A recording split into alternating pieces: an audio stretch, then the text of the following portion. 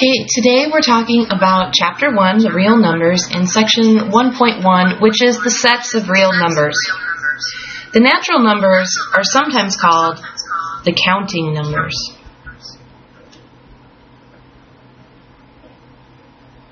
These are the most basic numbers, that is, they are 1, 2, 3, etc.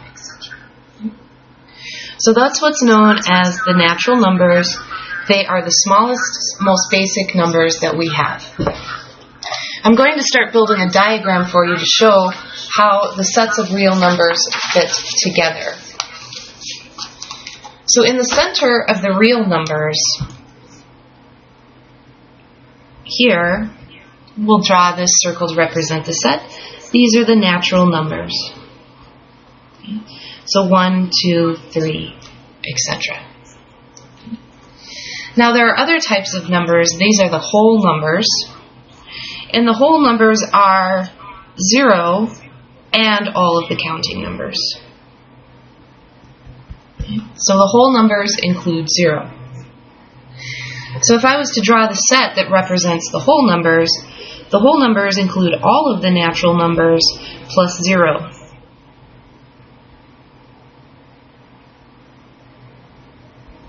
Etc. Okay? So every natural number is a whole number, but not every whole number is natural. For example, a whole number that is not natural is 0. Then we can also expand, and there are these numbers called the integers, which are the whole numbers and their opposites. So they are -2, -1, 0, 1, 2, all of the counting numbers, and all of their opposites as well. So in our diagram, the integers include all of the whole numbers and all of the natural numbers, but they also include their opposites.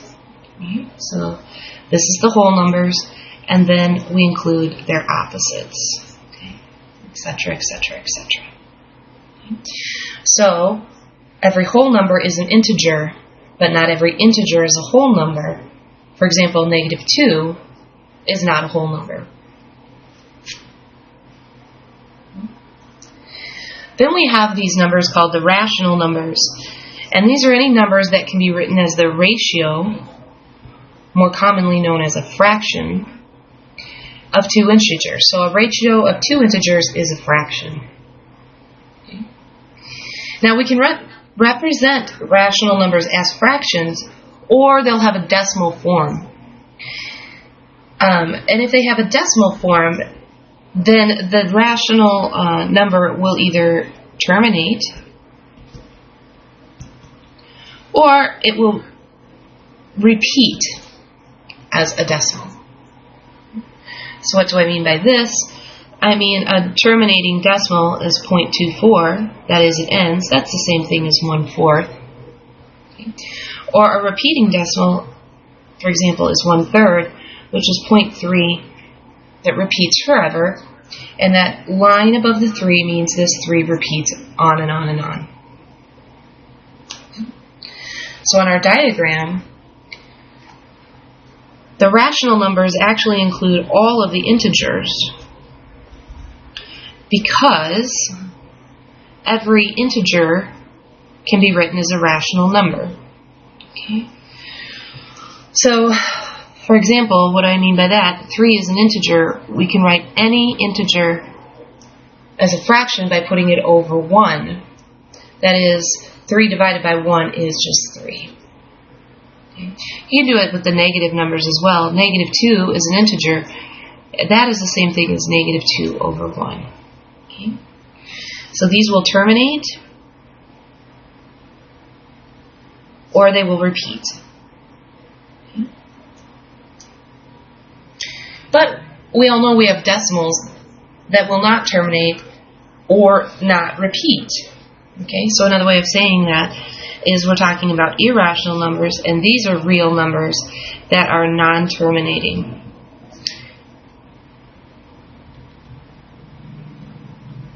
and also non-repeating.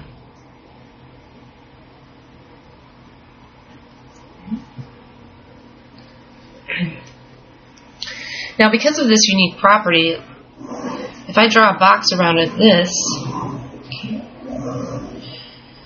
since irrational numbers do not terminate or repeat, they are not actually outside the rationals. They are in a separate category over here called the irrationals.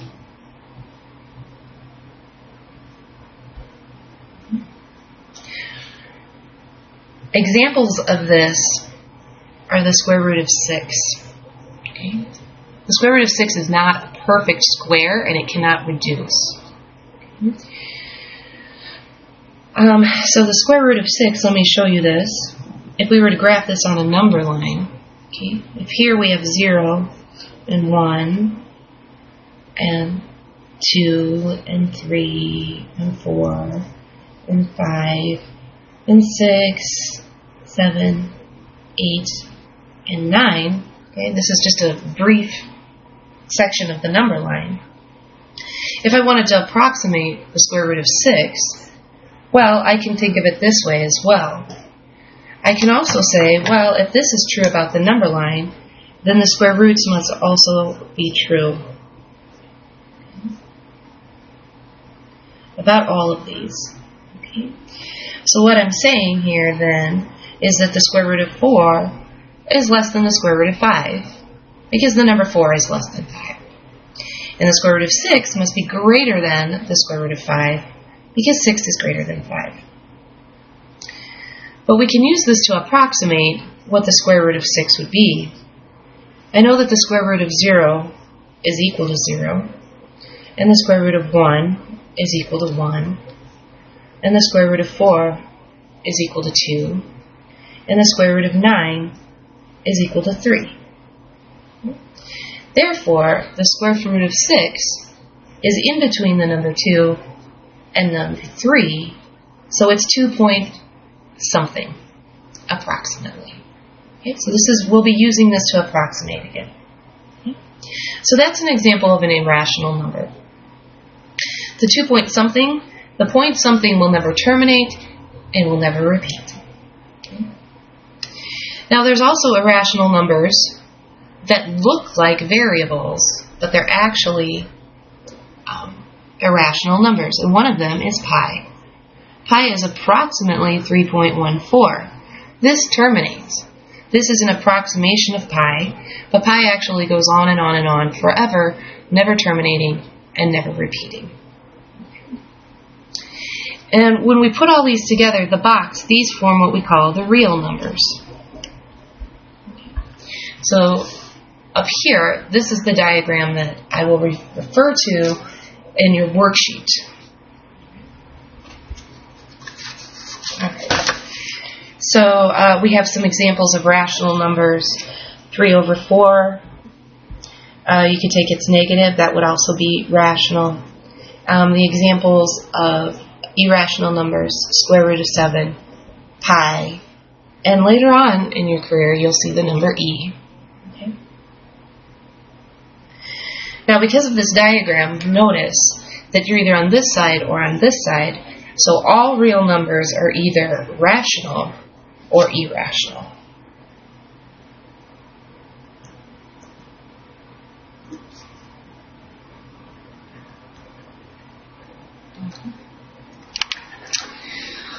But it brings us to the question then, are there any numbers that are not real numbers? So say, for example, why have we named them the real numbers? And of course there are. You've probably heard of the imaginary numbers.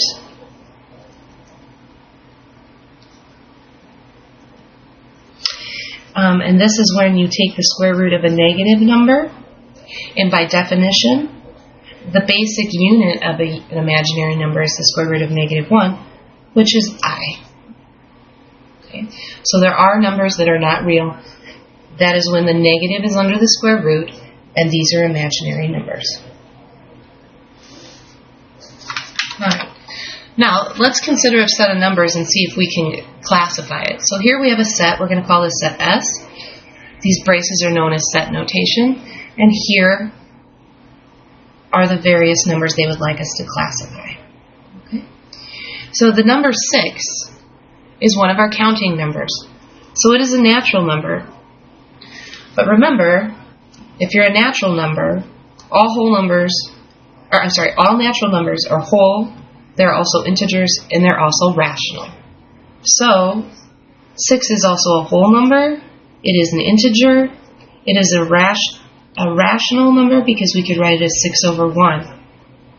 It is not irrational, but since all real numbers are either rational or irrational, 6 is also a real number.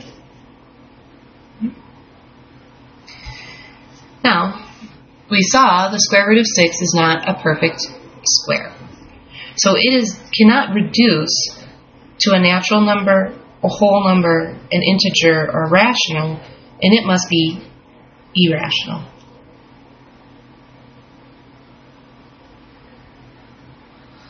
Moving down the line, we have the square root of 36. Well, we know this reduces to 6 because 6 times 6 is 36.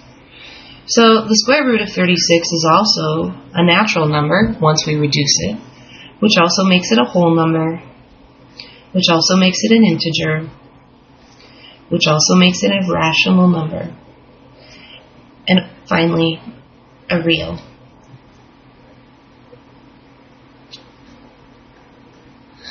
Next, we might get confused about a negative square root of 36.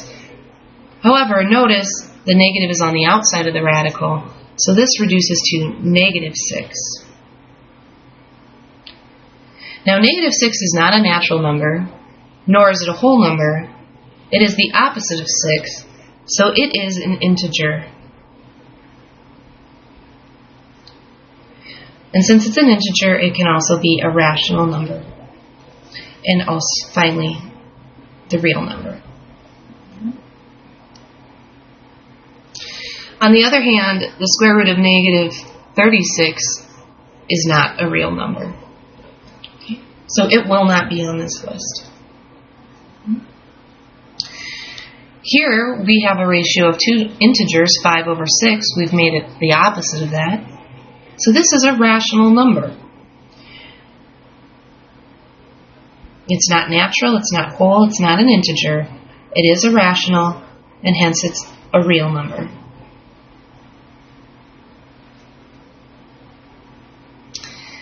Now the next two will be one that we have to really work with. Okay. Here we're asking to take 0 and break it into 6 parts. Well, it turns out 0 divided by any number that's not 0 is equal to 0.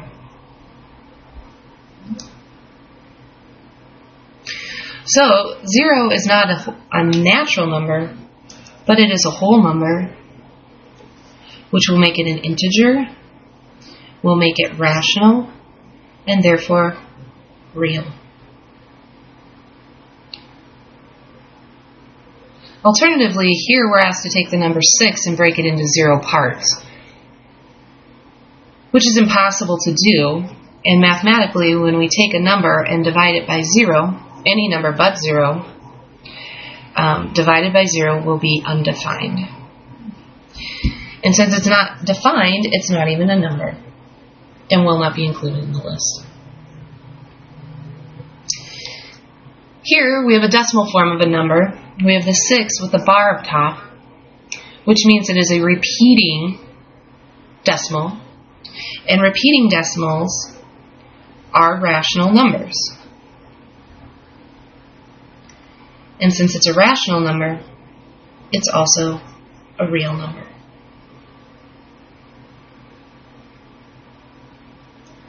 Here we might be tempted to think that this is a repeating decimal, but there is no group that is actually repeating. Like this is 6666666, this is 67677, 6777, etc., etc. Okay? So this does not terminate, and it does not repeat. So this makes it a rational number.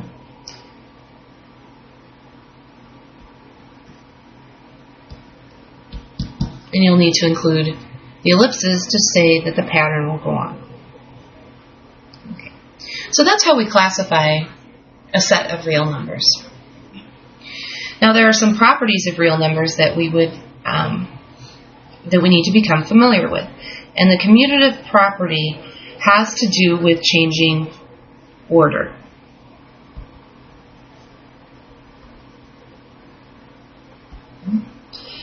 And the commutative property applies to addition and multiplication, not to subtraction or division. So for example, what the commutative property of addition says is, say you take two numbers, call them A and B. You can either add A and then B, or you could add B and then A, and it will be the same thing. For example, 2 plus 3 is 5, which is the same thing as taking 3 plus 2, which is also equal to 5. When you commute the property of multiplication, you can take A times B, and that will be the same as B times A. That is, 2 times 3, which is 6, is the same as 3 times 2. Okay? So you think about it, I think about it as your commute to work. I go from home to work, and then I go from work to home, but the distance is still the same. I'm sorry, there should be a G in there, changing order. Okay. Now if we associate, we're going to change grouping. We'll do this when it is easier to add numbers. Okay, so let's say you have A plus B plus C. We're adding 3 numbers. You can either take the first 2 and add them first, and then add the third, or you could take the last 2, add them first, and then add the A. Okay. So for example, if you have 1 plus 2 plus 3, okay, if I add 1 and 2 first, that's 3, then 3 plus 3 is 6. Okay. That's the same thing as saying, let's add the last 2 first. 2 plus 3 is 5, and 5 plus 1 is 6. Okay. So either way, it will be fine.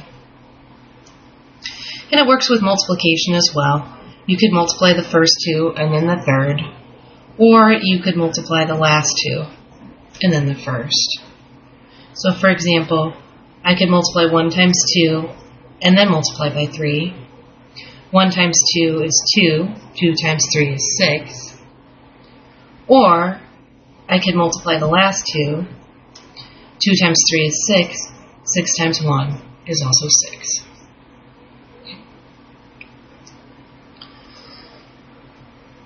So addition and multiplication have these nice properties, commutative and associative.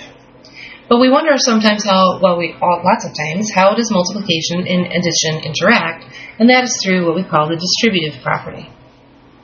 So the distributive property, you'll need a multiplication, so we'll take A times some quantity, and we'll need addition, so we'll add in between here.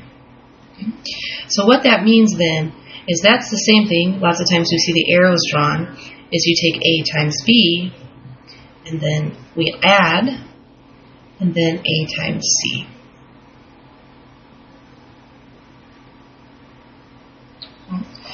So for example, and it works with subtraction as well. So let's say we're multiplying 2 times 3 minus 4. Okay. Now, we could work inside the parentheses first, but I'm trying to distribute, so I will show you how that works. Okay. That's the same thing as taking 2 times 3. Okay. Now here we had a plus, so we made it a plus.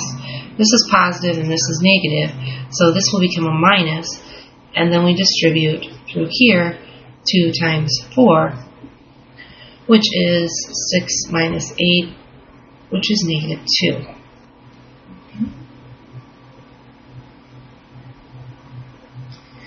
But you can also distribute with negative numbers, so let's show you how that works. If it was negative 2 times 3 minus 4, we'd be taking the negative 2 and multiplying by a positive 3. Then the negative 2 times than negative 4. When there's a subtraction here, we'll take it with it. Okay. Why am I showing you this? Well, a negative 2 times a positive 3 is negative 6. And here we have to think, a negative 2 times a negative 4, well, that's a positive 8, which is now 2. So some rules we have to remember is if you are subtracting a negative, that's the same thing as a negative times a negative, which will become positive. Here we took a positive times a positive, and we saw the result was also positive.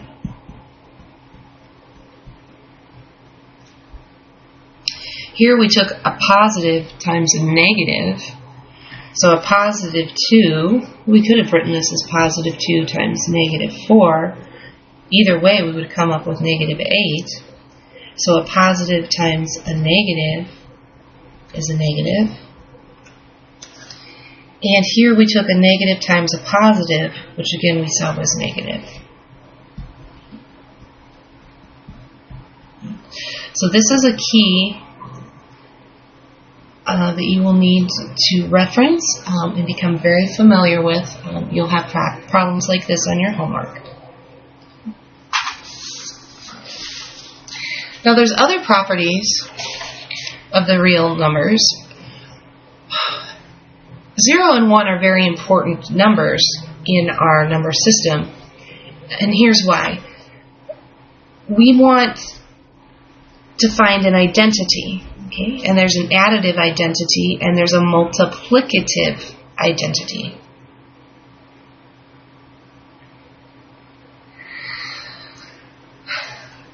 And what it means is that I would like to have, given some number, I would like to add something to it, and then since it's an identity, I would like to obtain the same number. The same with multiplication. I would like to take some number and multiply it by something, but once I'm done, I'll still have the same number. Well, when you're adding, if you want to not change a number, you add 0. And hence 0 is called the additive identity. On the other hand, if you're multiplying, you want to multiply a number by 1 to not change the number. So 1 is called the multiplicative identity.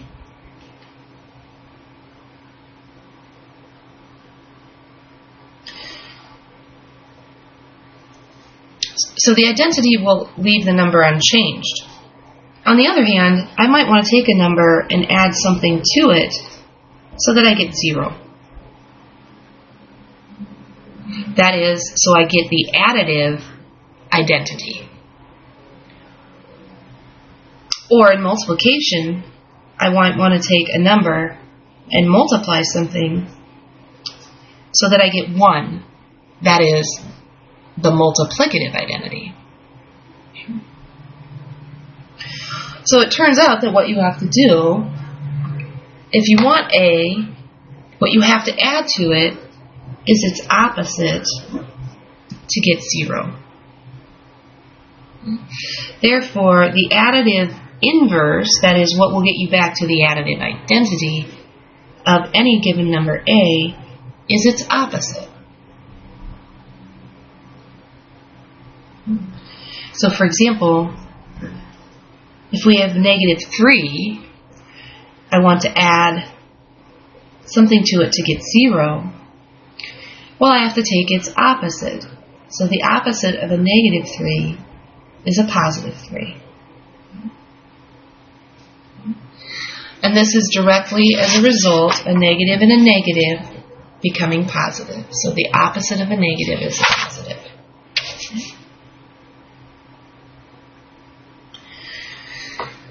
It might not be so clear about the multiplicative inverse, that is what I'm going to multiply by to get to 1. But remember that any number can be written, any rational number or integer can be written as a rational number by putting it over 1. Therefore, what I have to multiply by, A by, is the reciprocal 1 over A.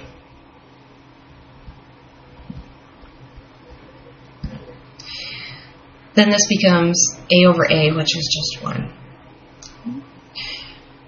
So the multiplicative inverse of A is 1 over A. And the multiplicative inverse of 3/4 is also the reciprocal, which is 4/3. Okay. Now let's see if we can identify the following properties that are illustrated. So in part A, I have 3 items that I'm adding together. I've not changed the order, but I have changed the grouping. And so we are dealing with the associative property of addition. I can add the last 2 and then the first, or the first 2 and then the last. Now here again I have 3 items, and you might be thinking that we're also dealing with the associative. But there's not 3 items over here. So we'll have to look and see how it changed. First, I took y plus 0, and then I added 2. So when I add y plus 0, 0 is the additive identity, so y plus 0 is just y. So this is the additive identity property. Again, in this one, we might be tricked into thinking this is associative because there's 3 items. But look what happened inside the parentheses. Here I took y plus 0 and said that's the same thing as taking 0 plus y. So I have commuted the y and the 0. And this is commutative of addition. Because remember, there's commutative of multiplication as well. The next property is probably the easiest to recognize. We have both addition or subtraction times multiplication. So this is the distributive property.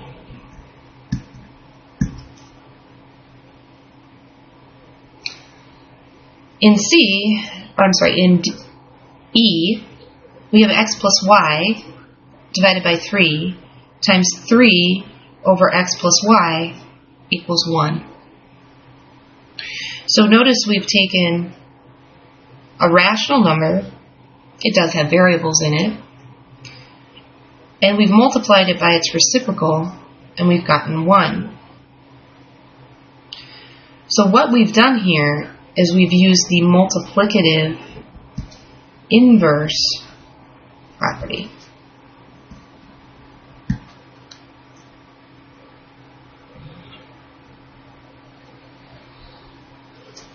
And these properties hold even with variables. So here I have 2 items being multiplied together. I take x minus 1, and then I multiply it by x plus 1. Well, that's the same thing. Notice I've changed the order. Now first I'm going to multiply by x plus 1, and then x minus 1. So here we've demonstrated, let's see here, multiplicative commuting. Okay. And this one might be a little tricky. Here I have 2 times a plus 3 times a. And what I've said then is that that's the same thing as 2 plus 3 times a. And it might not be clear at first, but this is really the distributive property in reverse. We'll learn that this is called factoring. But you can distribute from the left or from the right. So if I distribute from the right, I get 2 times a plus 3 times a. So this is also the distributive property. Okay. All right, so that is section 1.1. Email me if you have any questions.